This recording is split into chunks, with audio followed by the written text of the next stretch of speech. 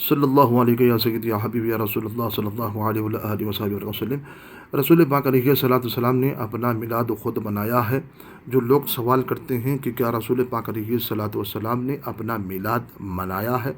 ہاں بالکل منایا ہے۔ رسول پاک علیہ الصلوۃ والسلام نے خود اپنی میلاد کا اہتمام کیا ہے۔ رسول پاک علیہ الصلوۃ والسلام نے مشکاۃ شریف، کتاب الصوم اور مسلم شریف میں یہ حدیث پاک موجود ہے۔ حضرت ابو قتادہ رضی اللہ تعالیٰ عنہ فرماتے ہیں کہ رسول اللہ صلی اللہ علیہ وسلم سے پیر کے روزے کے بارے میں جب عرض کیا گیا، یا رسول اللہ، جب روزے کا اہتمام ہوتا ہے، آپ ہر پیر کو روزہ کا اہتمام کرتے ہیں، آپ تو روزہ کرنے کے بعد آپ اس کا اہتمام کیوں کرتے ہیں؟ تو آپ سے فرمائے گا، اسی دن میں پیدا ہوا ہوں اور اسی دن مجھ پر وحی کی ابتدا ہوئی ہے۔ الحمدللہ اس بات سے ہم کو یہ معلوم ہوتا ہے کہ پیر کا روزہ رکھنا یہ نبی کی سنت ہے، اور آپ نے اس دن کو ولادت کی طور پر، خوشی کے طور پر اس دن کو آپ نے روزہ رکھ کر یہ اہتمام کر کے یہ بتایا کہ یہ میلاد کا دن ہے، یہ میری پیدائش کا دن ہے۔ تو پیر کے دن روزہ رکھ کر آقا کریم صلی اللہ علیہ وسلم نے اللہ تعالیٰ کا شکر ادا کیا ہے۔ امت کے لیے یہ جو یوم ولادت کی اہمیت اور فضیلت ظاہر ہوتی ہے، ان مقررہ دن پر یوم یادگار کے طور پر سنت مصطفیٰ صلی اللہ علیہ وسلم کی ولادت کی خوشی میں، چاہے وہ عبادت کرنا بھی سنت ہے، اور خواہ وہ عبادت نفلی ہو یا عبادت مالی ہو، یا جیسے صدقہ و خیرات کرنا، محفل میلاد کی خوشی میں اس کو کھلانا، یا تو بانٹنا، یا صدقہ کرنا، یا خیرات کرنا، یا روزہ رکھنا، یا تلاوت قرآن کرنا، یا قصیدہ برد شریف پڑھنا، یہ سبھی جائز ہے۔ پھر غالباً یہی علماء فرماتے ہیں، یہی تو حدیث پاک ہے کہ زبردست دلیل ہے۔ سرکار دو عالم صلی اللہ علیہ وسلم نے خود سرکار سے یہ ثابت ہے کہ اب کوئی منہ اٹھا کر میلاد کس نے منایا ہے، اس کے مطالعے کی کمی ہو سکتی ہے، کیونکہ سرکار نے روزہ رکھ کر یہ بتا دیا ہے کہ یہ میلاد کا دن ہے، یہ پیدائش کا دن ہے، اور اس پیدائش کے دن میں میلاد رکھ کر اس کی خوشی کا اظہار کرتا ہوں۔ پھر رسول پاک علیہ الصلوۃ والسلام نے یہی بات ہے کہ آپ نے یہ بھی خبر دیا ہے کہ اپنی میلاد کا تذکرہ بھی آپ نے خود فرمایا کہ مشکاۃ شریف کے باب فضائل سید المرسلین صلی اللہ علیہ وسلم، میں تم کو ابتدائی معاملات کی خبر دیتا ہوں۔ میرے میلاد شریف کی ابتدا کیا ہے؟ سنو کہ میں دعا ابراہیم ہوں، اور میرے جد امجد سیدنا ابراہیم علیہ السلام نے خانہ کعبہ کی تعمیر کرنے کے بعد میری آمد اور میری میلاد کا تذکرہ آپ نے دعا فرمائی تھی، ربنا وبعث فیہم رسولا، سورہ بقرہ کی یہ آیت ہے۔ پھر اس کے بعد آپ فرماتے ہیں کہ خوشخبری ہو، حضرت عیسیٰ علیہ السلام نے وہ میری میلاد کی محفل کی تھی، اور جس میں عیسیٰ علیہ السلام نے یہ تقریر بھی فرمائی تھی کہ میرے بعد ایک رسول آنے والے جن کا نام اسمہ احمد ہوگا۔ پھر اس کے بعد پھر آپ یہ فرماتے ہیں کہ خوشخبری ہے آپ نے یہ بھی دی ہے کہ میری والدہ محترمہ نے کہ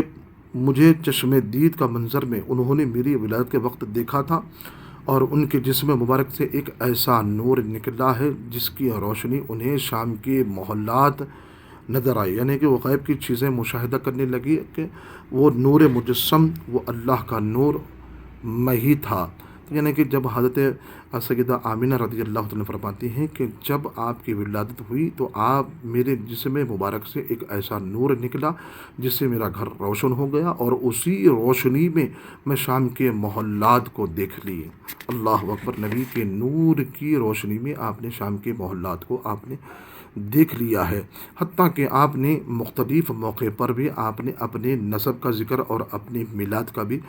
ذکر فرمایا ہے، یہاں تک کہ جیسا کہ مشکاۃ شریف باب الفضائل